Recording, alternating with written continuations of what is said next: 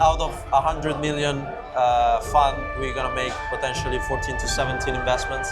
Because I love music and I wanted to allow I thought anybody should be able to experience music. The companies that need a certification is when they're selling, especially to larger enterprise customers. This is for sure an entry ticket. Everybody's trying to find a way to cover when things are going wrong instead of thinking how we can make this succeed. And how can we trust that you have security in place? And you say, oh, we don't have that, then they're gonna say, please come back next year when you have it. It's beautiful and you can see the song unfold in a visual way. Oh, hello? Hello, What's your name and what do you do? my name is Bodil Biering and I'm the founder and CEO of Cyberjuice. What does Cyberjuice do? Cyberjuice is a platform, a software platform, where we help startups and smaller companies when they are met with security requirements from their customers. Customers are asking, are you certified with ISO 27001 or SOC 2 or something else? Then they come to us and we help them get certified without getting a headache.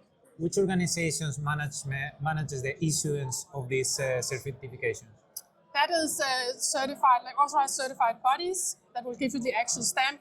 I used to explain this like if you're going to get a driver's license, you go to the school to learn how to drive, and then you go to the authorities to get to go to the exam and get the actual driver's license. So we're the driving school, and then someone else can give you the actual stamp. Are these certifications needed to be renewed each year? Yes, that's an excellent question. So you have every year you have a recertification. So someone comes and check, are you still doing things right, and is everything in place? Which is the origin of these certifications? Are the governments pushing for a kind of security framework, or which is the? So there's a lot of regulations these days from the EU especially. So that is not specifically for certifications, but certifications also help to show that you're compliant towards the law and regulations. Which kind of technical aspects are usually covered in this certification? Is it data, let's say storage, EU versus US? Is about security against hacker attacks? Like, which are the kind of? It covers pretty much everything. It's like a broad information security management system is what it's called, the main certification that we help with. So it covers everything from technical aspects like do you have good passwords and encrypted hard disk, and is everything is access control in place? So all the technical aspects. Then it covers the organization. Do you have good governance structure in place? Is management actually backing up on this?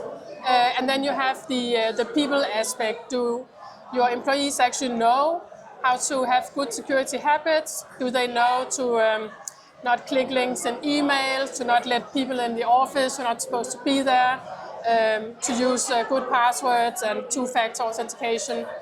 So it's everything. Do companies need to be certified at certain point? Because I can imagine a lot of startups will start and really don't take a look at these certifications.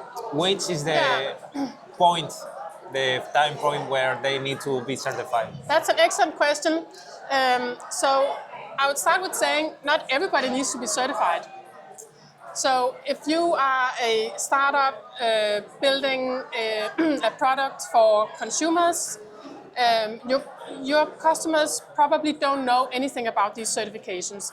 They still want to know that their data is secure, but then you just have good security practices. You don't necessarily need a certification for that.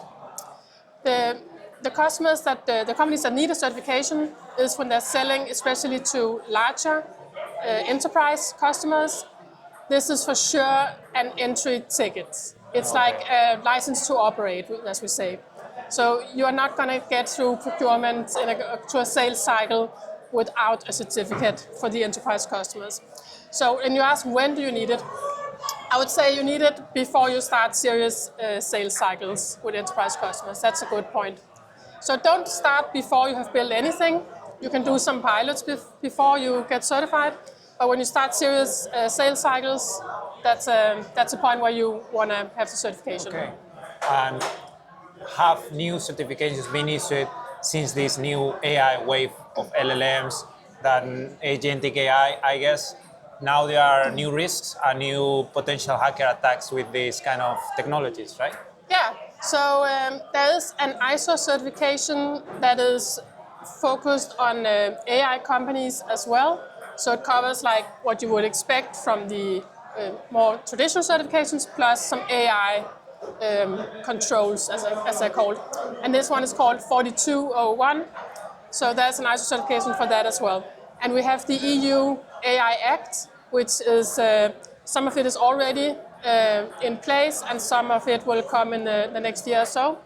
So that's a law, and you can say if you want to be on top of that, well, you need to, of course, understand what are the rules in the law. But you can also get the ISO certification to help you have good governance and control around all your AI. So far we know that for getting enterprise clients, you need a certification. What happens if you don't have the certification, but you start working with any kind of enterprise?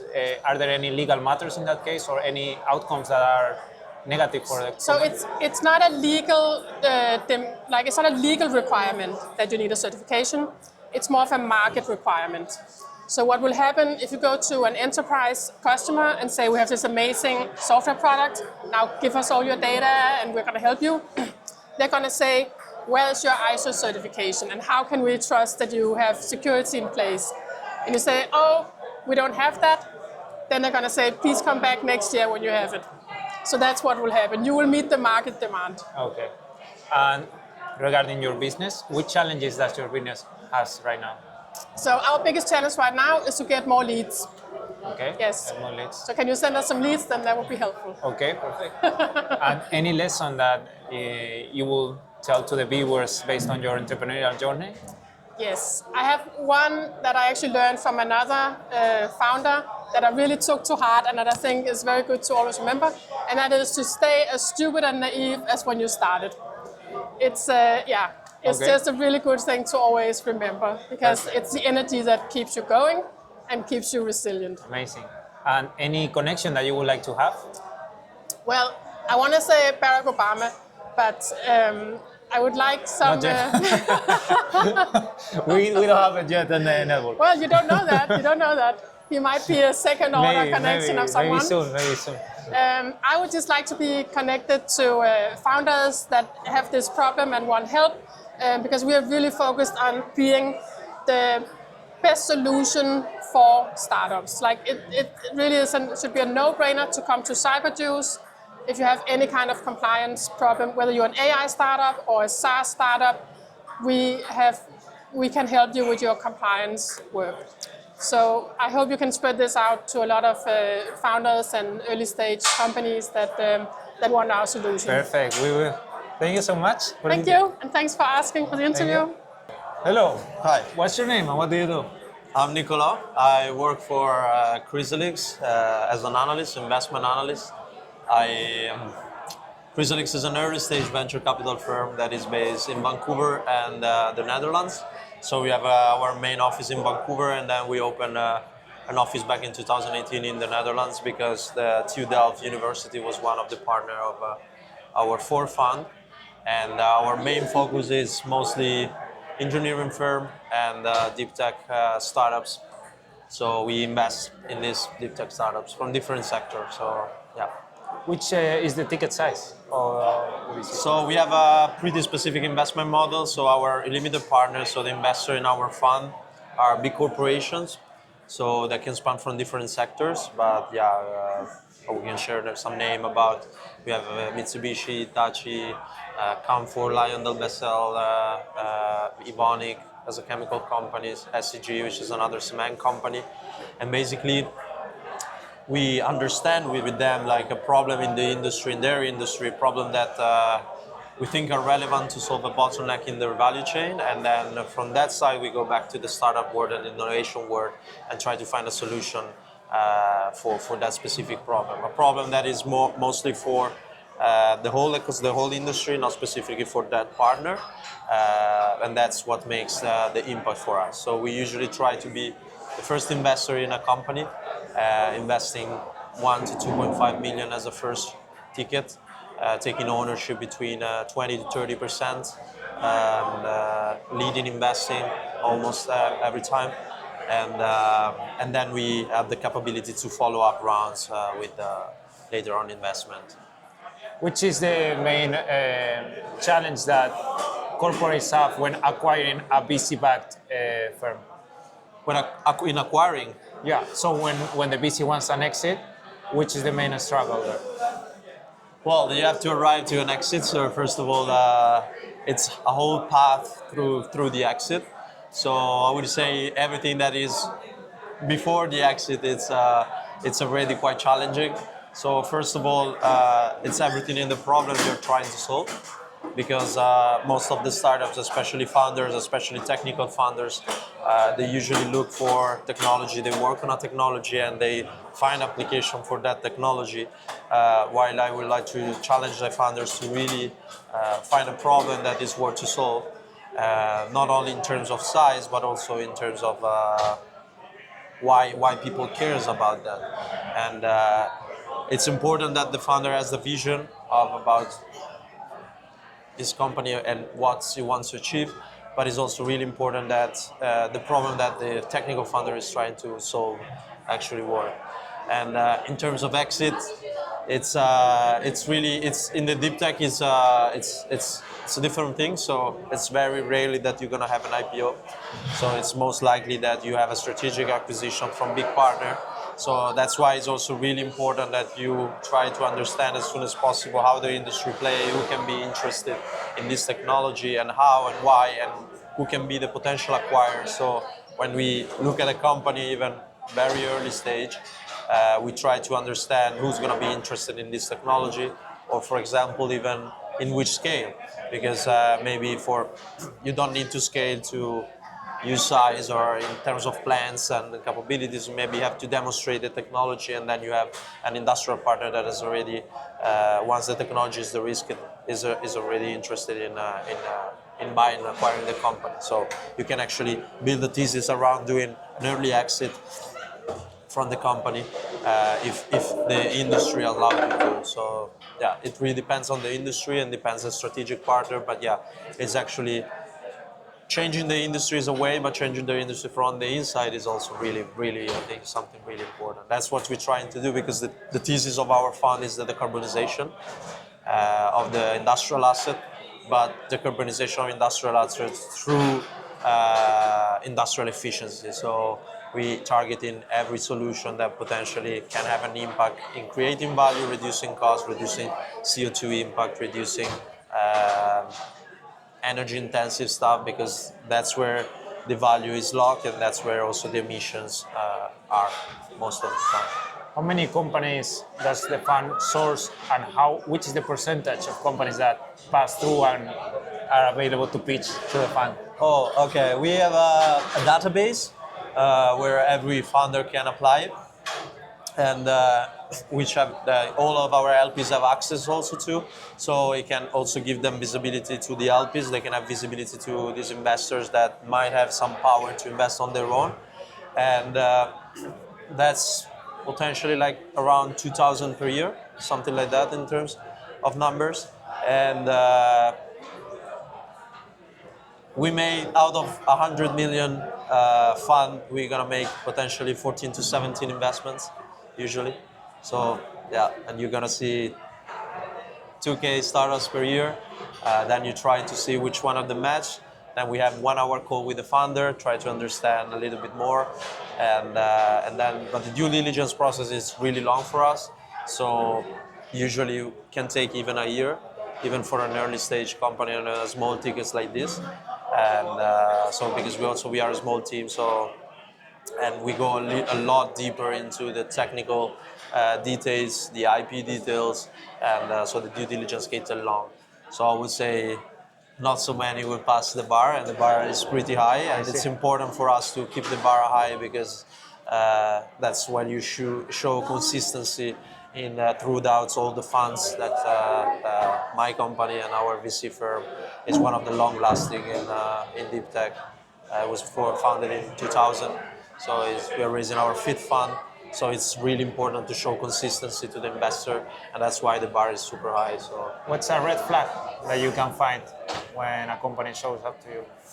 well, I would say again, it's sometimes startups they think about what the investor would like to see, but sometimes they have no clue, in the sense that sometimes they show you technical details.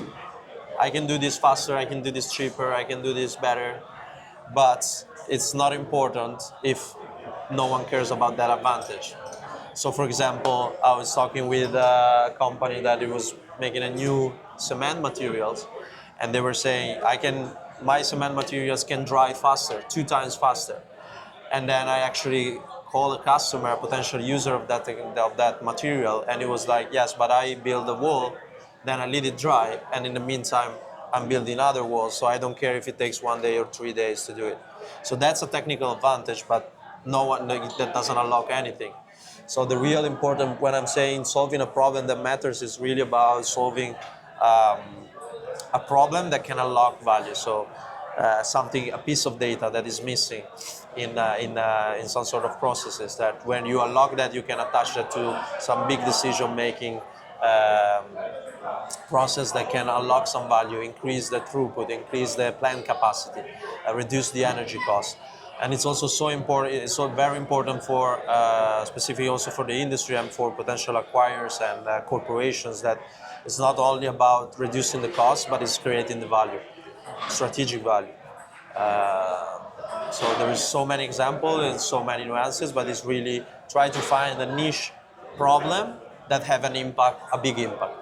So that's no one focus around, there is less competition, and it's really about that. Understand a problem really deep with a technical, analytical eye, a scientific eye, to go deep into a problem and understand it. And then try to use the engineering world to solve that problem, instead of like use the engineering world, create a problem, and then solve the problem with your technology. So I would say more problem driven, less technology push, especially for some of the VC.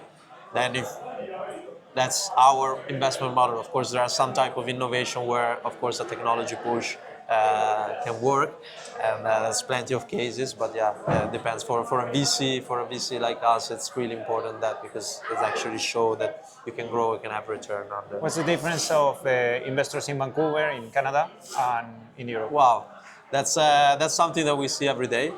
I would say Vancouver in general, Canada, it's has a bit of North American mindset, so they're less risk adverse, than us, and also culturally they're more close to North America also about this, and people is actually thinking entrepreneurially, like I would like to build the company, and they know what's the entrepreneurship story should be.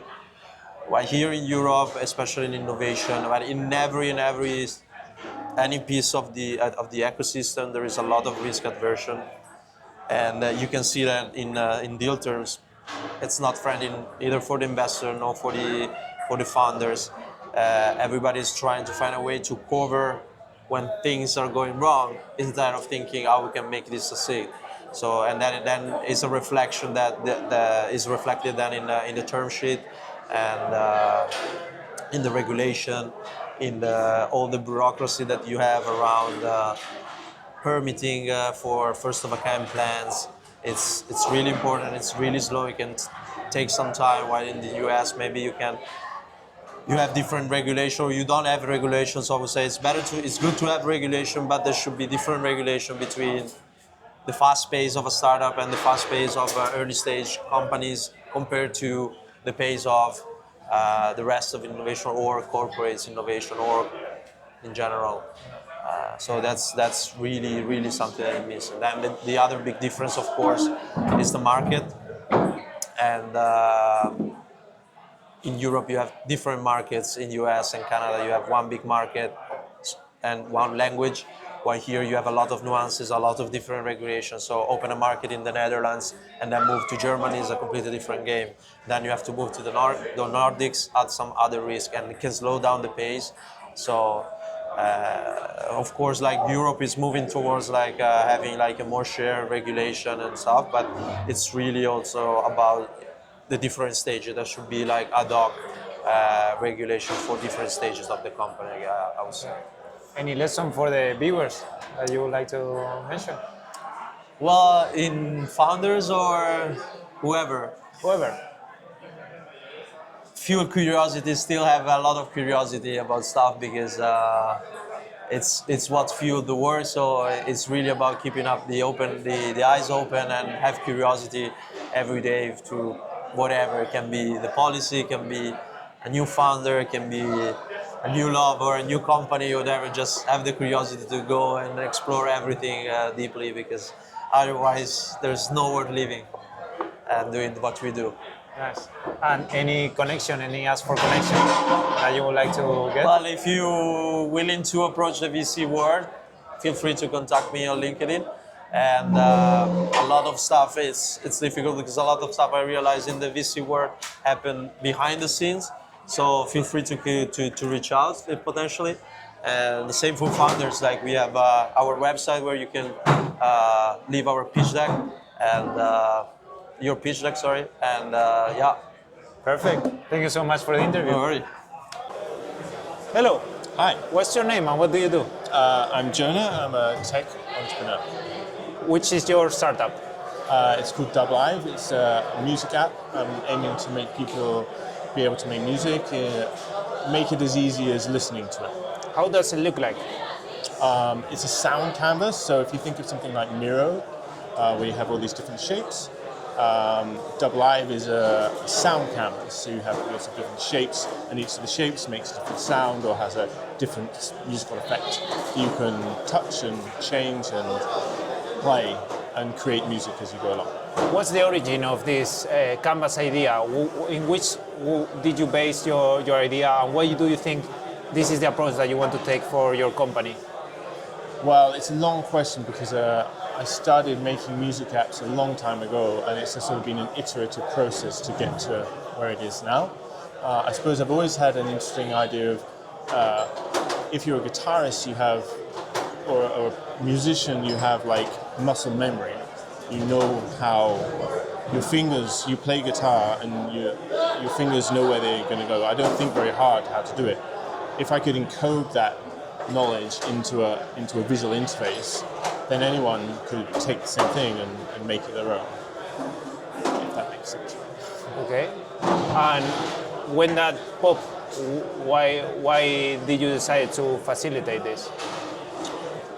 Why did I decide to make Yeah. Because I love music and I wanted to allow anybody to. I thought anybody should be able to experience music.